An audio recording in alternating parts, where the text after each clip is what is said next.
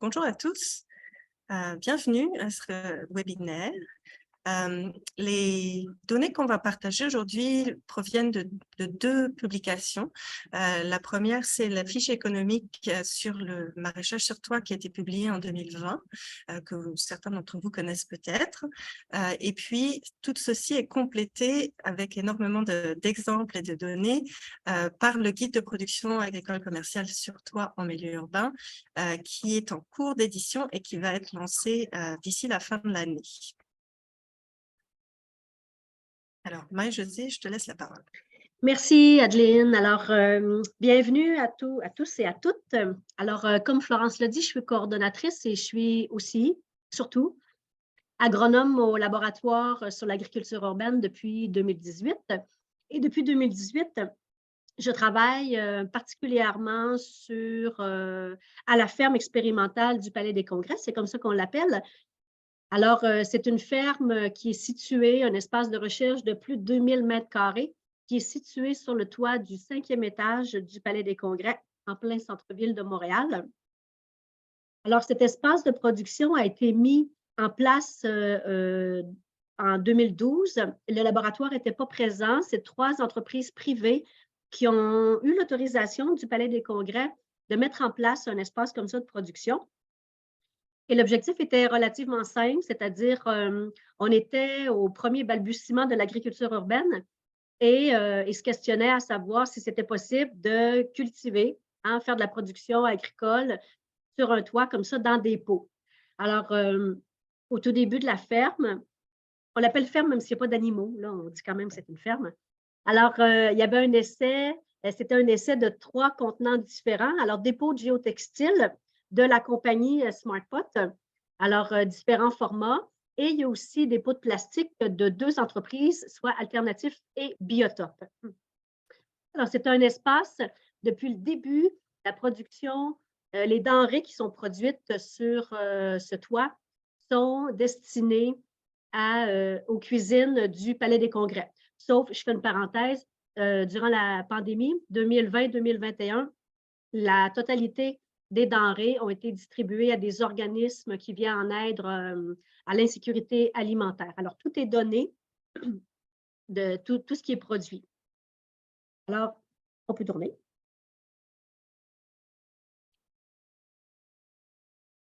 Oui. Alors, c'est l'image de l'espace prise en 2018, mais depuis 2016, le laboratoire sur l'agriculture urbaine opère ce site. Alors, en 2016, on a pris possession du site à la toute fin de l'année. On peut plus dire que ça a commencé en 2017, les opérations, mais c'est vraiment le début de la recherche-action sur la ferme du Palais des Congrès.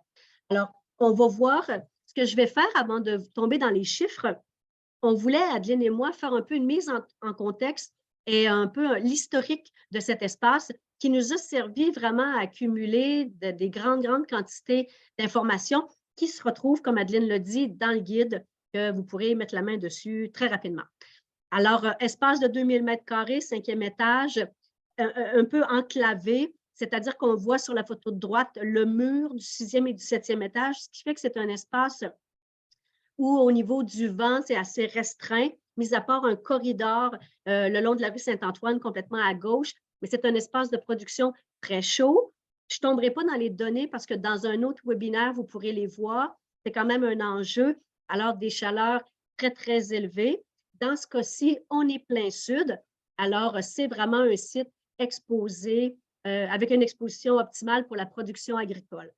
Alors, au fil des années, il y a eu des changements, des améliorations de cet espace. Vous voyez en plein centre aussi, oui, juste une petite seconde.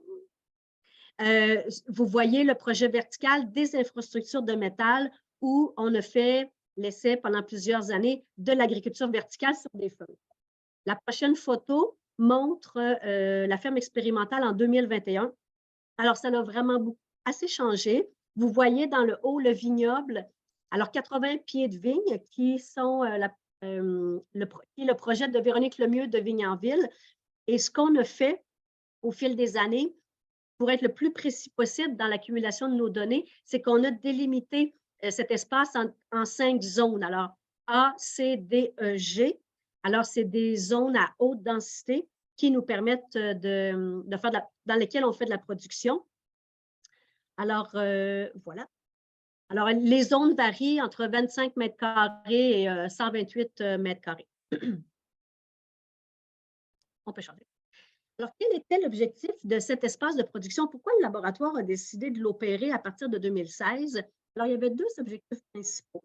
Le premier était de tester différentes techniques et technologies qui avaient le potentiel de se retrouver sur un toit en milieu urbain.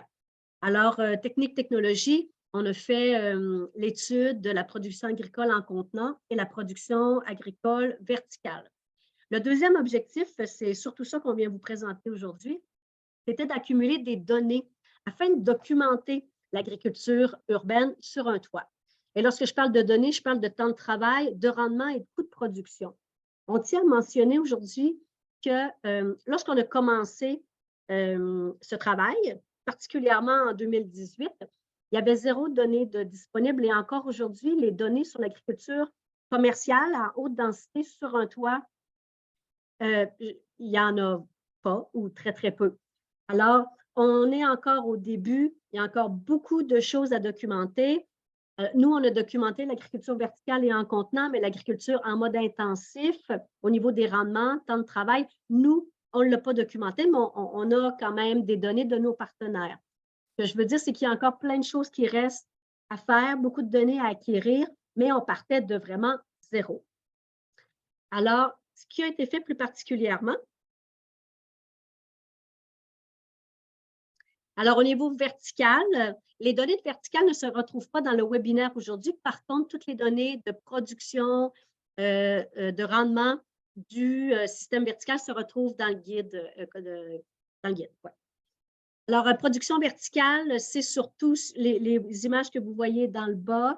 Ce qui nous intéressait, c'était de voir est-ce que c'est possible de produire des denrées de façon verticale avec l'objectif d'optimiser un espace. Les espaces en milieu urbain sont souvent restreints, autant extérieur qu'intérieur. Alors, une entreprise agricole va vouloir utiliser le maximum et produire le maximum sur une petite superficie. Les infrastructures, vous le voyez, c'est des structures autoportantes qu'on retrouve dans n'importe quel site de construction ou sur une façade de bâtiment qui est en rénovation. Alors, c'est des membranes de feutre. Au cours des années, on a testé différents matériaux, différentes grosseurs de membranes. Et ce qui est sorti, c'est vraiment, on peut faire de la production très intensive, particulièrement de fines herbes, de verdurettes et de fleurs comestibles. On a même testé en 2020 la photo de haut et tours en mode hydroponique de la compagnie ZipGrow. Alors, ça, c'est pour vertical. L'autre photo, l'autre diapositive vous montre que c'est possible de produire, d'obtenir des bons rendements. Encore faut-il sélectionner la bonne production.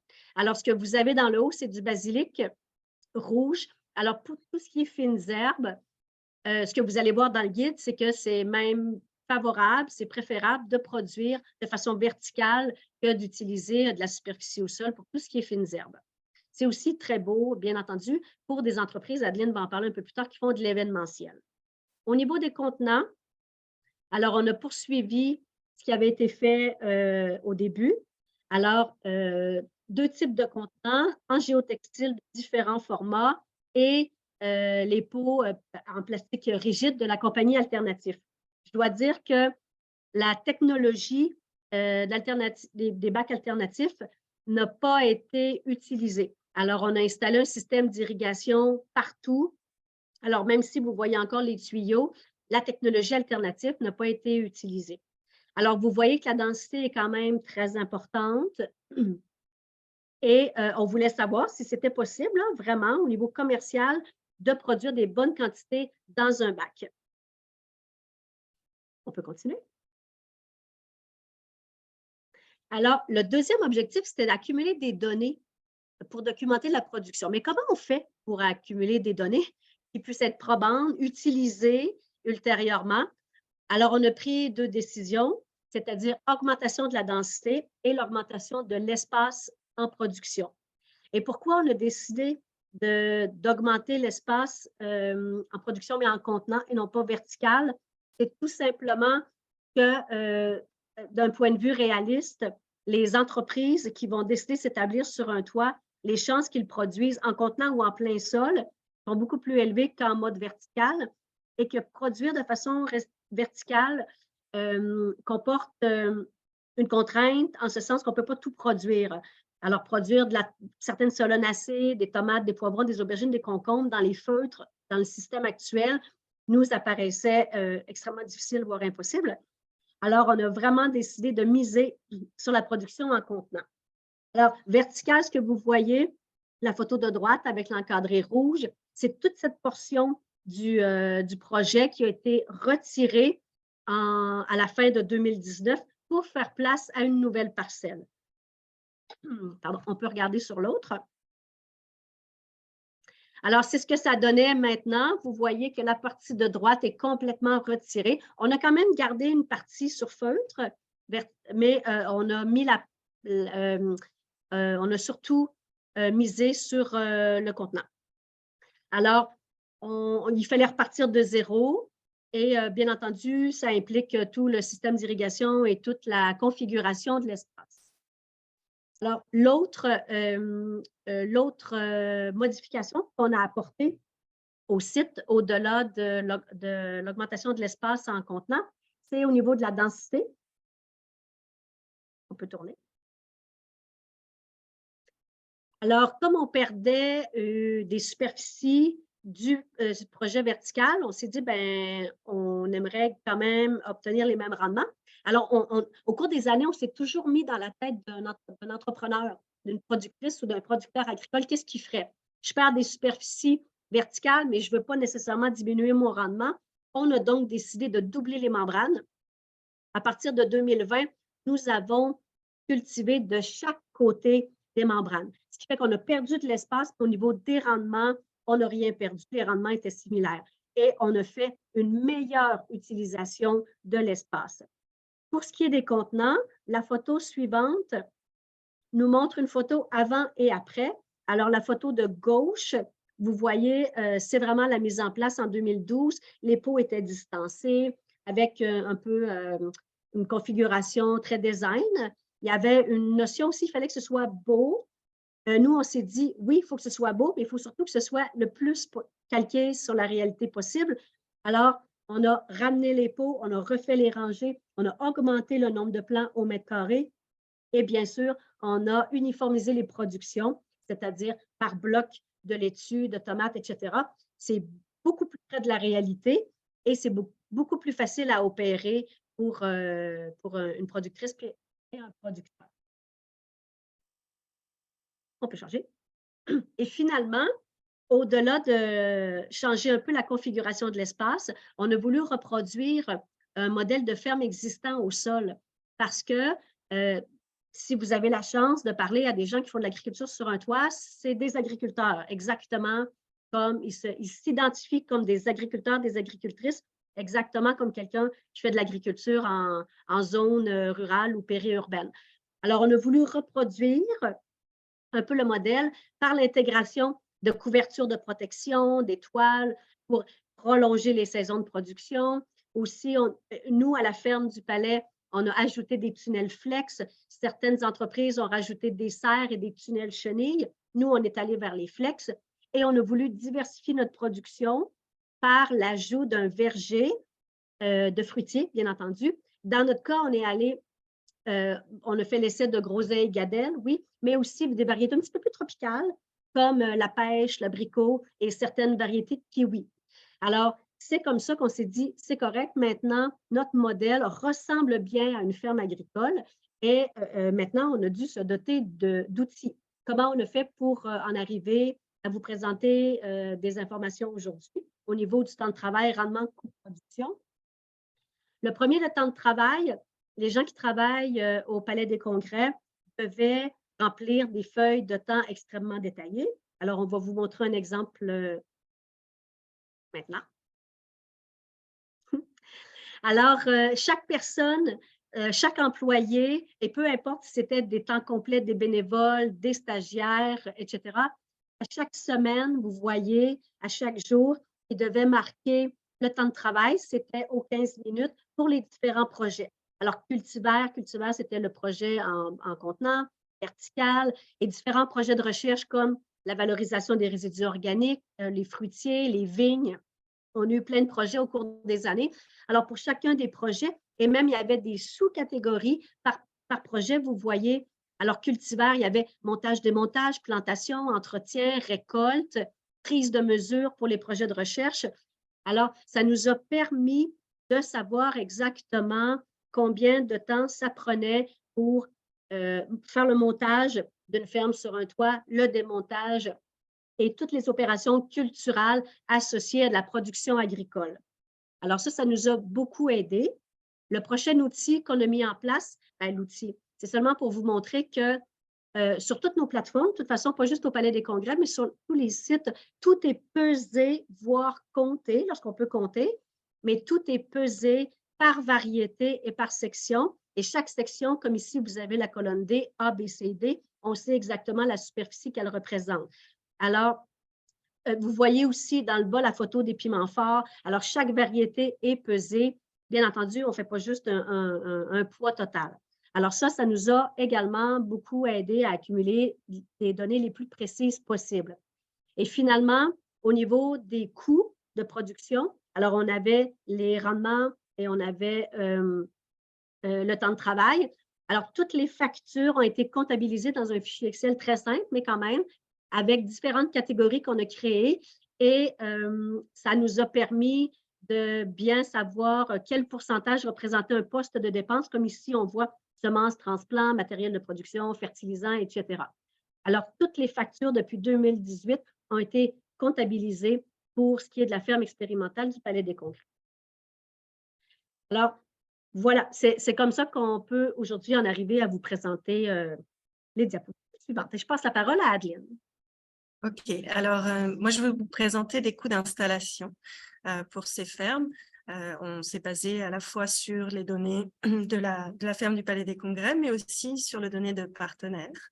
Alors, vous avez différents coûts. Certains de ces coûts-là sont disponibles là, sur la fiche économique maraîchage sur toit.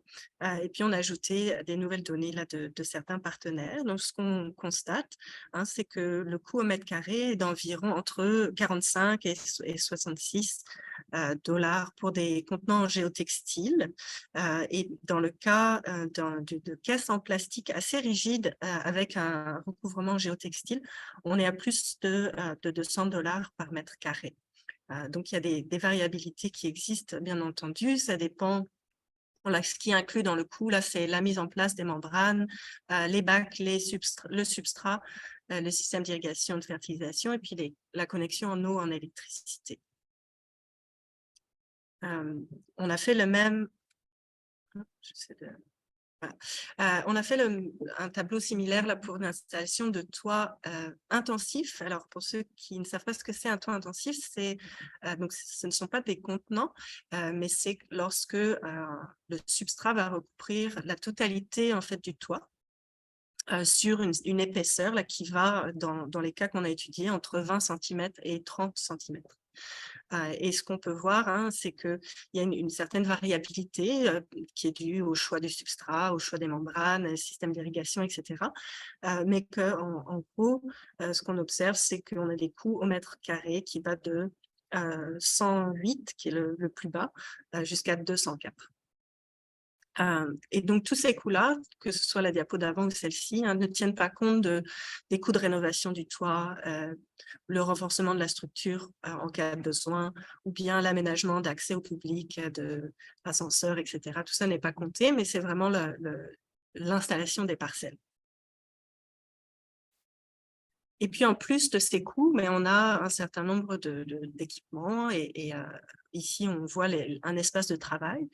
Donc, on a estimé, à partir de nos données, en fait, pour un toit d'une surface de 1000 mètres carrés, quel serait l'investissement nécessaire pour un espace de travail. Donc, on a une chambre froide, un espace de travail, une salle de lavage et puis des espaces juste pour le repos, les tables, les parasols, etc. Donc, on arrive à un minimum finalement pour un espace de travail de 11 500 mètres carrés, 11 500 $, pardon. Et puis, on a estimé aussi les matériels et les équipements qui sont nécessaires. Alors, je vous laisserai, une fois que le guide sera publié, relire plus en détail, là, mais ça permet aussi de comprendre là, tous les matériaux nécessaires, les équipements nécessaires pour la production sur toit. Donc, on a des chariots, des brouettes, des tunnels, un système d'irrigation, des équipements à semis, etc., etc. Et puis, la fin de ce tableau, on a encore d'autres équipements. Et finalement, on a un total pour le matériel et l'équipement qui est autour de 16 000 $. Donc, si on accumule tous ces coûts d'investissement, ces coûts d'installation, pour un toit intensif, avec un aménagement avec un sol intensif, on est plutôt autour de 230 000 $, alors que pour une production en contenant, on est bien en dessous, ici 57 000 environ. Et puis, comme Marie-Josée l'a expliqué, chaque année, il y a des investissements supplémentaires qui ont été opérés, donc on voulait les rajouter parce que soit elles s'ajoutent au coût d'installation pour une nouvelle ferme, soit il faut quand même prévoir que chaque année, il y aura des adaptations qui sont faites du fait de changements de configuration, des nouveaux essais, etc. Et donc, ici, pour la reconfiguration des parcelles, on avait par année entre 5 000 et 10 000 $. Et puis, pour l'investissement en arbres fruitiers, qui sont aussi des investissements sur le long terme, on avait un total de à peu près 3 200 $ sur 2 années. Alors, je repasse la parole à Marie-Josée.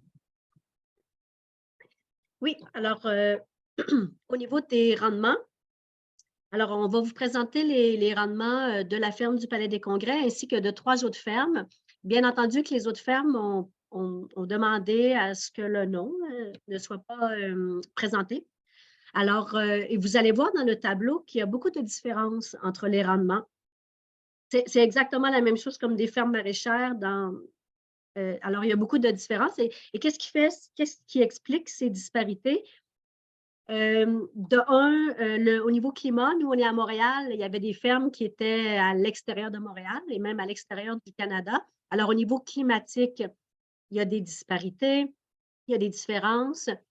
Alors, les fermes utilisent des modes de production, des systèmes d'irrigation et de fertilisation qui sont différents les uns des autres. La fertilisation, il y en a qui sont plus dans l'organique, d'autres qui sont dans le minéral. Les quantités d'engrais aussi apportées peuvent être différentes, les conditions climatiques, comme je l'ai dit. Les densités de plantation. Alors, nous, à la ferme, et les rendements qu'on va vous présenter, c'est de l'année dernière, qui était vraiment notre meilleure année. Après presque 5 ans d'opération, on était vraiment bien rodés et on se considère vraiment à haute densité, mais les densités sont différentes d'une ferme à l'autre. Le choix des variétés, le nombre de cycles aussi. Alors, une ferme peut décider de faire 5 cycles de laitue dans une année. Nous, on en faisait 3. Alors, ça explique aussi.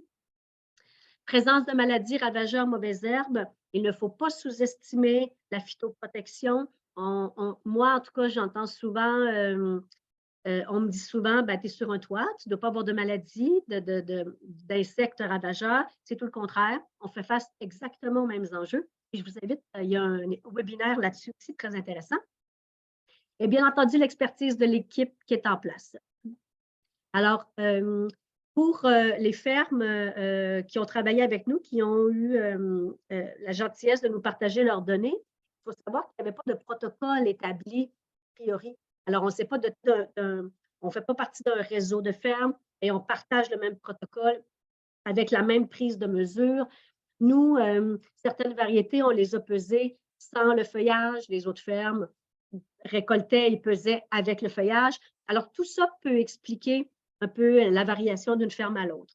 Mais ce que ça donne, globalement, alors vous avez la ferme du Palais, le cas 1, les rendements de 2001, et on a voulu comparer avec un rendement en plein champ Si vous vous questionnez, le rendement en plein champ vient de où? Il vient du guide équitaire maraîchage diversifié et aussi de certains essais de Denis Lafrance. Alors, c'est vraiment pour nous donner une idée. Alors, il y a des variétés qui produisaient vraiment très bien, aubergine, basilic, chou rave. Il y a 2 tableaux, là. Alors, pour le palais, voyez-vous, l'aubergine, on est à 10 kilos, on ramène tout ça au mètre carré. Hein? En urbain, on ne marche pas à l'hectare, mais toujours en mètre carré.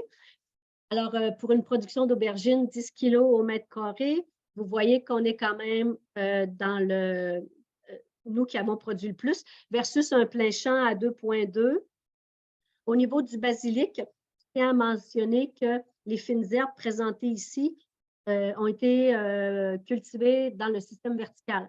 Alors, on est allé chercher 21 kilos au mètre carré versus un 16 kilos en plein champ. Et au niveau du chou rave aussi, on est plus élevé. Je rappelle, mais on était toujours le plus de plants au mètre carré. Et aussi, le chou rave, c'est une des variétés qu'on commençait très, très tôt au printemps. Alors, en avril, nous, on commençait déjà les semis et les plantations. Alors, c'était vraiment une variété de primeur qui nous a permis de faire de la primeur, tout simplement. Alors, vous voyez qu'il n'y a pas de données pour le palais au niveau betterave, bêta-carbe, brocoli. C'est quand même des variétés qu'on a mis à l'essai, mais dans des années avant 2001, pour certaines raisons, on a eu des difficultés. Alors, on n'a pas présenté les rendements. Mais vous voyez que les rendements sont très différents. Si je prends par exemple le chou, alors les rendements vont de 5 à presque 10 kilos pour les fermes sur toit. Encore une fois, ça s'explique par le type de production, le type de chou également, chou d'été, chou d'automne. Ça, on n'est malheureusement pas en mesure de vous le dire, mais si on se compare au plein champ, les fermes sur toit, on le voit bien, peuvent être extrêmement productives. Alors, si je prends juste la dernière, la courgette, ça varie sur un toit entre 6,5 et 14 kilos au mètre carré versus un 2,3 en plein champ. Si on va voir d'autres productions avec l'autre diapositive, alors haricots, nous, avec la densification des zones, on est allé chercher un 3,6 kg au mètre carré. Même chose pour les oignons, quand même très, très assez élevé également. Et on voit que certaines fermes, notamment dans la laitue, sont allées chercher 16 kilos. C'est vraiment beaucoup, beaucoup de laitue. Je pense qu'ils ont fait ils ont fait que ça dans leur année, peut-être. Mais même 8 kilos au mètre carré. Mais encore une fois, peut-être que le cycle de production, les cycles étaient plus élevés que nous. Nous, pour ce qui est des légumes feuilles, laitue, pak choy, la moutarde, tout ça, les épinards, à chaque année, on fait des essais et finalement, les rendements ne sont pas optimaux. Et ce qu'on réalise, c'est la température, les conditions climatiques sur les toits sont extrêmement capricieuses. Il fait très chaud très tôt. Il fait juste très chaud, point. Alors, peut-être que certains toits en milieu urbain ne sont pas tout à fait adaptés pour certaines productions, comme les pak choy ou tous les légumes asiatiques et la laitue. Alors, autant les carottes, les épinards, on le voit bien, que le mesclun même. Alors, le mesclun, une ferme est allée chercher 4,4 kg au mètre carré. Les fermes sur toit peuvent atteindre des rendements extrêmement intéressants. Et je crois qu'il reste un dernier tableau. Oui.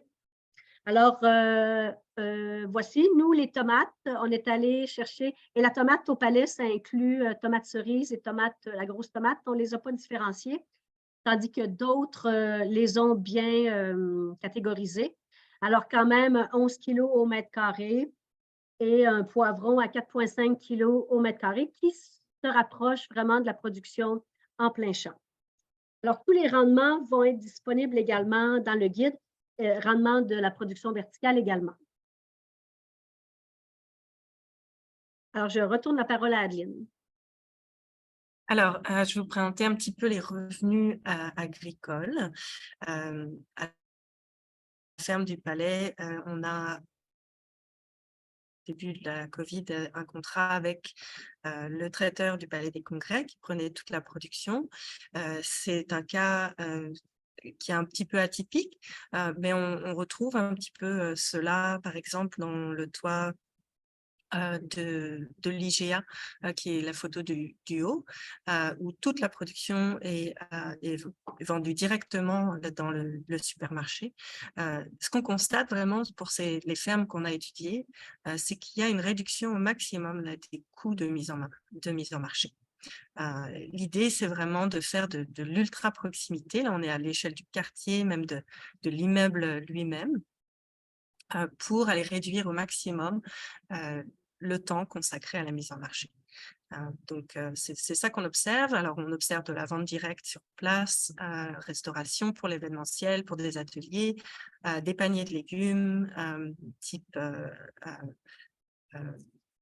l'agriculture soutenue par la communauté, un kiosque à la ferme, là c'est la photo d'en bas, et puis des contrats d'approvisionnement en particulier avec des épiceries ou des traiteurs. C'est la suivante. Ce qu'on observe aussi, hein, c'est que la majorité des fermes que l'on a étudiées et nos fermes partenaires ne font pas uniquement de la production agricole. C'est-à-dire qu'ils vont aller compléter leurs revenus avec d'autres activités. Ça peut être de la transformation. Ici, on a l'exemple de sauces piquantes et de fines herbes séchées qui sont issus du toit du Palais des Congrès. Donc, la transformation, de l'événementiel. On a un exemple c'est à Copenhague, c'est ça, cet exemple? Oui. Où il y a des événements qui ont lieu sur le toit. Et puis, des services type aménagement, conseil, donc aménagement d'espace sur toit, etc. Donc, tous ces revenus-là viennent compléter les revenus de la production. Alors, Marie-Josée va nous parler plus du temps de travail, c'est ça? Ouais. Oui, exactement, de la main-d'œuvre. Alors, des activités agricoles pour une ferme sur un toit sont extrêmement similaires à une ferme qui serait située à Belleuil. Là. Ça se ressemble vraiment beaucoup. Peut-être la particularité, c'est qu'on commence peut-être un peu plus tôt et on termine plus tard. Pourquoi? Les photos du bas vous montrent qu'il y a un travail de fin de saison qui doit être fait, notamment pour protéger des productions vivaces. Dans notre cas, à nous, c'était le verger de fruits, parce que la neige sur les toits n'est pas très abondante. On a une photo ici, mais ça n'atteint jamais, c'est vraiment en dessous d'1 mètre. Là. Alors, il y a vraiment un travail qui doit être fait à l'automne pour protéger les végétaux qui sont vivaces. Il y a aussi, dans le cas du Palais des Congrès, vu qu'on était en contenant, il fallait déplacer une partie des contenants, les mettre en bordure du toit. C'est une question de portance. Et la photo du bas vous montre le fameux projet vertical avec les membranes retirées. Alors, on devait les retirer parce qu'on est sur un toit, on ne veut pas que ça, avec le vent, qu'il puisse se détacher et tomber en bas du 5e étage.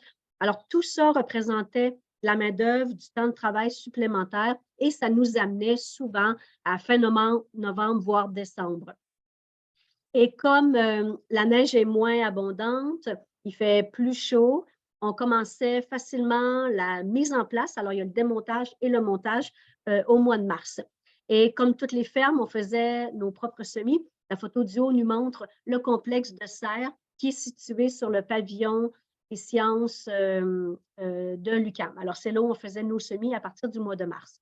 Et durant la saison estivale, comme toutes les fermes, on fait les bilans, les post-mortem, on planifie la saison.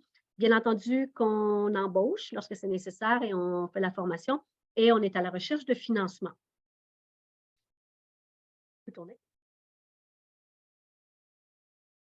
Alors, ce que nous montrent les données du Palais et de nos partenaires, des fermes partenaires, c'est que la majorité des fermes, peu importe leur type de production, que ce soit en sol intensif ou en contenant, aussi peu importe la superficie, ont un emploi saisonnier, un emploi permanent, pardon, alors qui revient idéalement d'année en année, mais qui est là à l'année pour planifier la saison, faire les bilans, la gestion des ressources humaines et bien sûr le plan de production, faire les achats et emploi saisonnier. Et là, on est plus dans l'opération culturelle, alors récolte, plantation, semis, tutorage, etc.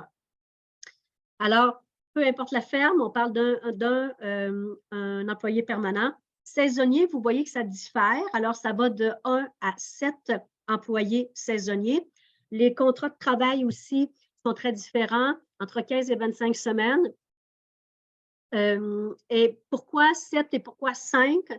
Certaines fermes ont l'événementiel aussi très important, comme vient de le dire Adeline. Alors, il y a des visites, il y a du pédagogique. Alors, les employés saisonniers sont là aussi, en plus de la production agricole, pour combler les besoins de l'événementiel et autres activités. Toutes les fermes, la majorité, oui, profitent ont des bénévoles et des stagiaires. Dans notre cas à nous, vous voyez qu'il y en a quand même pas mal. À chaque année, on accueille des stagiaires, autant de l'université qui viennent à la maîtrise ou au baccalauréat, au DEP, au DEC. Alors, différents stagiaires, plusieurs même qui viennent à chaque année, et bien entendu, des bénévoles qui sont surtout présents au palais en période de montage et de démontage. Alors, c'est un peu le profil au niveau main-d'œuvre pour une ferme sur un toit. Et tout à l'heure, je vous ai montré l'outil que nous avions utilisé pour accumuler le temps de travail.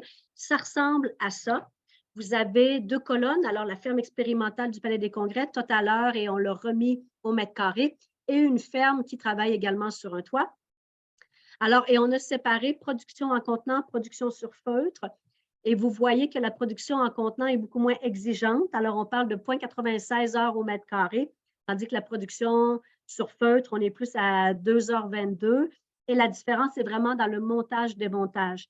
Alors, pour une saison typique, on parle de 345 heures montage-démontage du projet vertical, tandis que ça représente 155 heures pour le projet cultivaire, c'est-à-dire en contenant. Et pourquoi autant d'heures?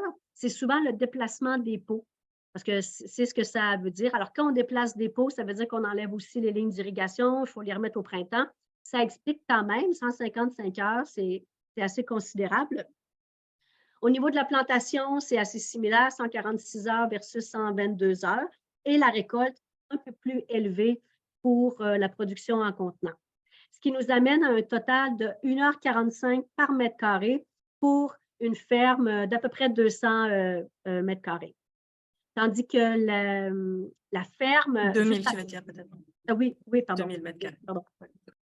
La ferme à côté, vous voyez qu'elle est plus à 1h92 par mètre carré, donc plus élevée que pour nous. Même, je pense qu'il manque dans le bas, là. Il manque les petits encadrés verts. Mais bref, comment l'expliquer? Peut-être au niveau de la main-d'œuvre, de l'expertise, le temps de récolte aussi est plus important que la ferme du Palais.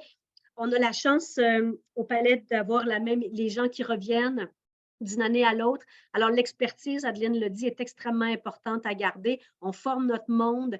C'est vraiment particulier comme opération agricole. Alors, et plus on en fait, plus on devient compétente et on acquiert de l'expérience et de l'expertise. Alors, sur l'autre, on l'a mis en graphique comme celui-ci. Les deux du haut, c'est la ferme du Palais et la ferme partenaire, mais les deux font de la production en contenant. Alors, malgré le fait qu'il y ait plus d'heures dans la ferme partenaire, on voit que la répartition est assez similaire. Alors, pour la récolte, on parle de 31 à 35 tandis que pour l'entretien, on est plus dans le 23-27 des heures totales. Alors, oui, il y a plus d'heures, mais la répartition de la tâche est quand même, le pourcentage est quand même similaire. Et dans le bas, on voit que c'est vertical avec montage, démontage qui atteint 42 des heures totales. Voilà. Et à toi, à nouveau. Alors, je vais vous parler un petit peu des coûts d'opération. Et notamment, dans cette diapositive, les charges variables qu'on a comptabilisées avec les outils dont Marie-Josée vous a parlé toutes les années. Et ce qu'on observe là, pour les charges variables, c'est notamment que les salaires, hein, c'est le poste principal de dépenses, ça représente près de 60% de toutes les charges de l'entreprise. Ensuite, c'est suivi du terreau, du compost, qui est autour de 5 à 3% des coûts d'opération. Et puis, les semences, le matériel, la fertilisation et la livraison qui peut aussi engendrer des coûts. Ce qu'on observe aussi, c'est que d'une année à l'autre, entre 2019 et 2021, on a quand même considérablement réduit les charges variables d'opération. On est passé de près de 64 000 $ pour l'année à 44 000 $. Et ça s'explique par une meilleure utilisation de la main-d'œuvre et notamment une réduction des coûts liés à la main-d'œuvre. Et puis la diapo suivante, c'est les charges fixes. Alors, on sait que les charges fixes, ça varie vraiment énormément d'une entreprise à l'autre, et notamment parce que ça dépend de comment sont financés le matériel et les coûts d'installation de la ferme. Ça dépend s'il y a un loyer qui est payé. Dans notre cas, il n'y a pas de loyer qui est payé pour pouvoir opérer.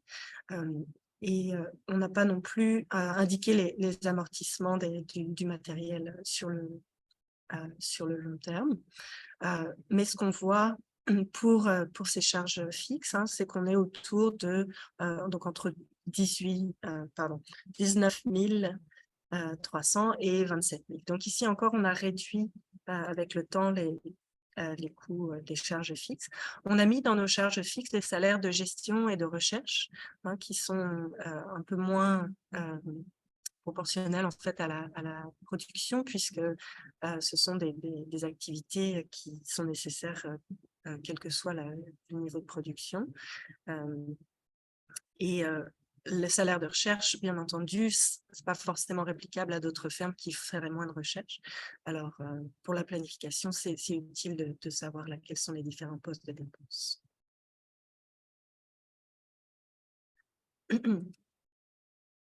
Et puis, finalement, je vous montre ici un tableau sur la rentabilité qui provient de notre fiche économique qui a été publiée en 2020. Donc, en 2020, on avait obtenu de nos partenaires des revenus totaux pour leur production, et puis des différents coûts de fonctionnement et des coûts en matériel.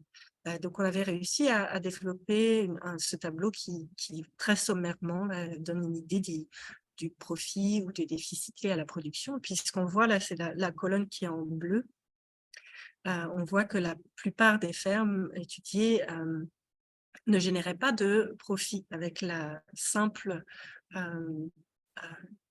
activité de production, et que toutes ces fermes avaient d'autres activités qui permettaient de compléter les revenus, et donc arriver à rentabiliser pour certaines l'activité totale. Et les conclusions qu'on avait eues, je pense que certains d'entre vous ont déjà entendu parler de ces conclusions, c'est qu'il fallait un revenu de 20 $ par mètre carré par an, et un temps de travail de 1,5 heures par mètre carré par an pour rentabiliser les opérations, une superficie minimale de 2000 mètres carrés. Et puis, je reviens au point sur la mise en marché, simplifier au maximum la mise en marché, bâtir une équipe stable, impliquer des bénévoles et accumuler de la connaissance, et puis diversifier son activité. Marie-Josée, tu peux conclure? Oui, alors les conclusions, et non pas la conclusion, il y a un S, de ce webinaire et de nos réflexions au laboratoire, c'est que l'agriculture urbaine, l'agriculture sur toit maraîchère peut être très productive. C'est ce que nous ont montré nos essais et c'est ce qu'on peut voir aussi dans les tableaux présentés aujourd'hui. Toutefois, il y a peu de fermes sur les toits. Il y en a vraiment peu à l'échelle mondiale et les raisons sont assez simples. C'est qu'il y a des contraintes au niveau structurel. C'est très lourd. Alors, la majorité des bâtiments n'ont pas l'importance nécessaire, la capacité d'accueillir de telles infrastructures. Et au niveau économique, on ne s'en cache pas, comme toute activité agricole, c'est très cher. Alors, il y a peu de fermes, donc peu de données technico-économiques existent qui nous permettraient de se comparer et de présenter plus de données.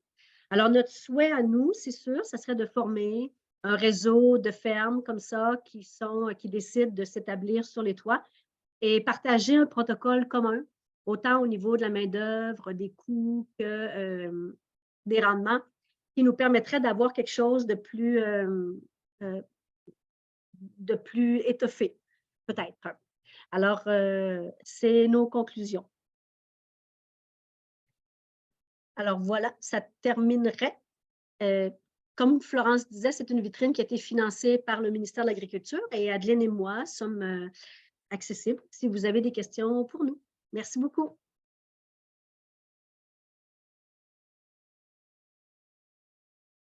Mais je ne sais pas si vous avez des questions, ça serait le moment.